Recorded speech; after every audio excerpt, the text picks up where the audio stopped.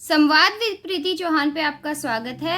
यदि आप चैनल पर नए हैं तो कृपया इसे सब्सक्राइब कीजिए और बेल आइकन को प्रेस करके ऑल पर क्लिक कीजिए ताकि आपको आने वाले वीडियोस की नोटिफिकेशन सही समय पर मिलती रहे। नमस्कार, आज हम बात करेंगे श्रीमद् भगवत गीता जी के दूसरे अध्याय के 29वें श्लोक की। 28वें श्लोक में श्री कृष्ण अर्जुन को समझाते हुए कहते हैं कि शरीरी को अगर तुम यह समझो कि यह पहले नहीं था, अब है, आगे नहीं होगा, ऐसा नहीं है। यह स्वयं का स्वयं को जानना है और एक अलौकिकता है इसके अंदर। तो इसकी अलौकिकता का वर्णन वो श्लोक 29 में करते हैं। तो श्लोक 29 हमें बताता है, आश्चर्यवत् पश्यति कश्चिदेनमाश्चर्यवद् वदति तथैव चान्य आश्चर्यवच्चैनमन्य शृणोति श्रुत्वाप्येनं वेद न चैव कश्चित्।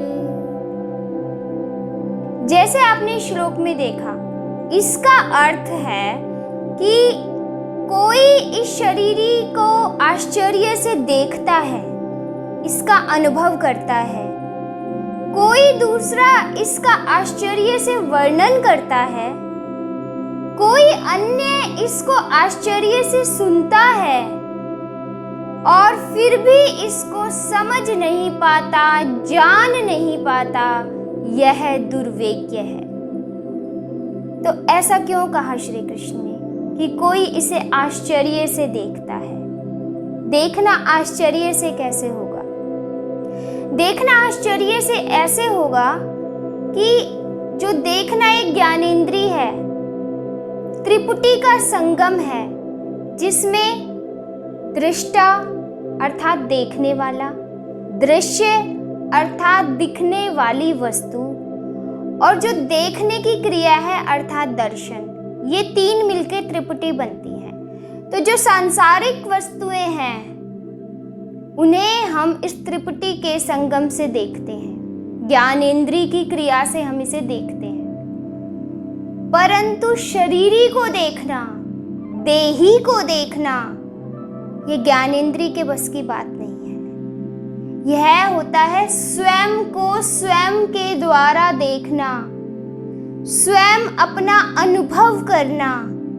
और ये जो स्वयं अपना अनुभव करना है, यह लौकिक नहीं है, यह विलक्षण है, यह अलौकिक क्रिया है।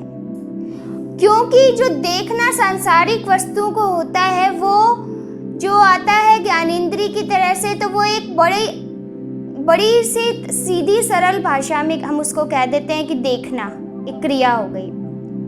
स्वयं का अनुभव करना, मैं कौन हूँ, मैं हूँ, जो ये होनेपन का अनुभव है, यह दृष्टि का कार्य नहीं है। यह स्वयं का अनुभव करना है, इंद्रियों का भी विषय नहीं है। क्योंकि जो संसार में चीजें दिखती हैं वो इंद्रियों का विषय, ज्ञानेंद्रिय से हम देखते हैं, परंतु स्वयं का अनुभव करना किसी इंद्रिय का, किसी बुद्धि का, किसी मन का विषय नहीं है। यह इनसे परे है। इसे हम कैसे समझें? 3 प्रकार के शरीर पहले पिछले श्लोकों में मैंने आपको बताए थे, स्थूल शरीर, सूक्ष्म शरीर और कारण शरीर। अन्न जल से बना शरीर स्थूल शरीर है, जो देखने में आता है, जो इंद्रियों का विषय है। स्थूल शरीर के भीतर सूक्ष्म शरीर है, जो 17 तत्वों से बना है। वो 17 तत्व कौन से हैं? 5 ज्ञानेंद्रियां, 5 कर्मेंद्रियां, 5 प्राण, बुद्धि और मन। इस तरह से 17 तत्वों से बना जो सूक्ष्म शरीर है, यह बुद्धि का विषय है। परंतु जो बुद्धि का भी विषय नहीं है, वो कारण शरीर है, जो प्रकृति स्वभाव है। परंतु जो शरीरी है, जो देही है, वो प्रकृति से भी अतीत है, वो प्रकृति से भी परे है। इसलिए उसको देखना, स्वयं को देखना, अपने होने का अनुभव करना, ये ना तो मन, बुद्धि, इंद्रियों किसी का विषय नहीं है। इसलिए जो अपने आप को देख पाता है वो आश्चर्य करता है, इसलिए इसे आश्चर्य का विषय बताया गया। और श्री कृष्ण ने कहा कि बहुत कम कोई एक इसे आश्चर्य से देखता है, और फिर कहा कि कोई एक इसका आश्चर्य से वर्णन करता है। अर्थात जिसने भी अब देख लिया, यह आवश्यक नहीं कि वो दूसरे के समक्ष इसका वर्णन भी कर सके, क्योंकि यह वाणी का भी विषय नहीं है, यह दृष्टि का विषय नहीं है। क्यों? क्योंकि हम अगर किसी चीज को लेने जाएं किसी अंधेरे कमरे में तो हमें प्रकाश की आवश्यकता होगी। हम पहले एक प्रकाश की व्यवस्था करेंगे, कोई दीपक जलाएंगे या कोई भी प्रकाश की व्यवस्था करेंगे, और हमें नेत्रों की आवश्यकता होगी, तब हम उस चीज को अंधेरे कमरे से लेकर आएंगे। परंतु यदि हम किसी दीपक को लेने जाएं किसी अंधेरे कमरे से, तो हमें किसी अन्य दीपक की आवश्यकता नहीं होगी, क्योंकि दीपक स्वयं प्रकाशमान है। इसी तरह शरीरी देही स्वयं प्रकाशमान है, और इसका वर्णन करना सबके बस की बात नहीं। जो अनुभव भी कर ले, जरूरी नहीं कि वो वर्णन कर पाए। कोई एक ऐसा होता है जो आश्चर्य से इसका वर्णन करता है। अब हम यह समझें कि जब वो श्री कृष्ण कह रहे हैं कि कोई एक आश्चर्य से इसे देखता है, कोई एक आश्चर्य से इसका वर्णन करता है, तो क्या यह इतनी मुश्किल चीज है? क्या इसे पाना इतना मुश्किल है? नहीं, पाना मुश्किल नहीं, समझना मुश्किल नहीं, क्योंकि ये तो स्वयं को स्वयं से समझना है। कमी किस चीज की है?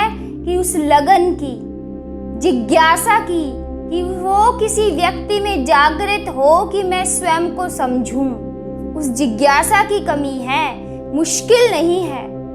आगे श्री कृष्ण कहते हैं कि वर्णन, क्योंकि वर्णन करना सबके बस की बात नहीं। अनुभव भी कर लिया तो जरूरी नहीं कि उस व्यक्ति में यह क्षमता हो कि वो अपना अनुभव दूसरे तक पहुंचा सके और दूसरे के तर्क और समस्याओं का, उसके प्रश्नों का समाधान कर सके। इतनी क्षमता उसमें हो, यह आवश्यक नहीं है।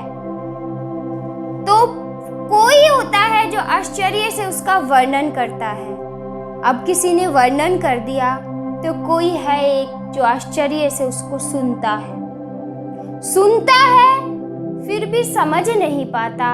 यह दुर्भाग्य है। सुनने पर समझ क्यों नहीं पाता? क्योंकि सुन लेने से, क्योंकि ये भी ज्ञानेंद्रिय है, सुन लेना।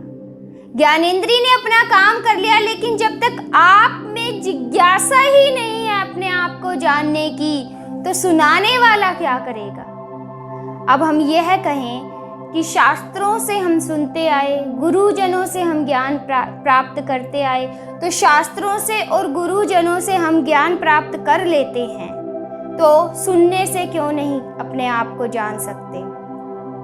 इसका उत्तर यह है कि शास्त्र आपको विवश नहीं करते कि आप उन पर श्रद्धा रखें, विश्वास रखें। इसी तरह गुरु आपको विवश नहीं करते कि आप उन पर श्रद्धा रखें, विश्वास रखें। यह आपका कार्य है, स्वयं का। जब तक आप स्वयं सन्मुख नहीं होंगे, जब तक आपकी जिज्ञासा स्वयं नहीं आएगी, स्वयं आप सन्मुख नहीं होंगे, स्वयं उस पर श्रद्धा विश्वास नहीं रखेंगे, तब तक कोई गुरु आपको ज्ञान नहीं दे सकता, कोई शास्त्र आपको ज्ञान नहीं दे सकता। यदि स्वयं सम्मुख हुए बिना सभी ज्ञानी हो जाते, तो भगवान ने इतने अवतार लिए इस धरती पर, इतने महापुरुष हुए इस धरती पर, तो उनके समक्ष आने वाले तो सभी ज्ञानी हो जाने चाहिए थे, अज्ञानता रहनी ही नहीं चाहिए थी। यही इसका उत्तर है कि कोई गुरु आपको ज्ञानी नहीं बना सकता। स्वयं आपको स्वयं का बोध होना अति आवश्यक है। आपको अपने भीतर स्वयं ही झांकना पड़ेगा, स्वयं ही प्रयत्न करना पड़ेगा, और यह इतना मुश्किल नहीं है, केवल लगन और जिज्ञासा की कमी है। इसीलिए श्री कृष्ण ने कहा कि कोई एक आश्चर्य से इसे देखता है, कोई एक आश्चर्य से इसे सुनता है, लेकिन फिर भी वर्णन सुनने के पश्चात भी वो इसे जान नहीं पाता। यह दुर्भाग्य है, क्योंकि जो जान लेता है वो विलक्षण होता है। इसका स्वरूप अलौकिक है। जब स्वयं की सत्ता को पहचान लेता है तो उसे मन बुद्धि विषय की आवश्यकता ही नहीं होती। स्वयं को जानना दो प्रकार से होता है। एक, यह विचार कि यह जो शरीर है यह मैं नहीं हूँ, मैं इससे अलग हूँ, मेरी इससे भिन्नता है। और मेरी अभिन्नता किससे है, मेरा मिलाप किससे है? परम परमेश्वर परमात्मा से।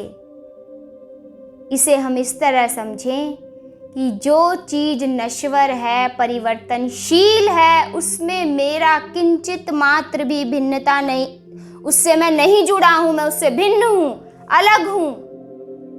मैं जुड़ा हूं उससे जो सदा है, सर्वगत है, परम पिता परमेश्वर है। मैं उससे जुड़ा हूं। मैं स्वयं, जब स्वयं का यह बोध जागृत होगा तब एक अलौकिक ज्ञान की प्राप्ति होगी और मनुष्य यह जान जाएगा कि वो क्या है। वो इस देह से अपने आप को अलग कर लेगा और शरीरी के साथ अपने आप को देखेगा, तो उसे पता चलेगा कि वो परमेश्वर के साथ मिला हुआ है। कितनी अलौकिकता का वर्णन किया श्री कृष्ण ने शरीरी का यहाँ पर। और आगे के श्लोकों में वो इसका उपसंहार, जो देह और देही के बारे में वो इतने श्लोकों से बताते चले आ रहे हैं, अगले श्लोक में, आगे के श्लोकों में वो उसका उपसंहार करते हैं। तो आगे के श्लोकों में हम आपसे फिर मिलेंगे। तब तक आप श्रीमद् भगवद गीता जी अवश्य पढ़िए। जय श्री कृष्ण।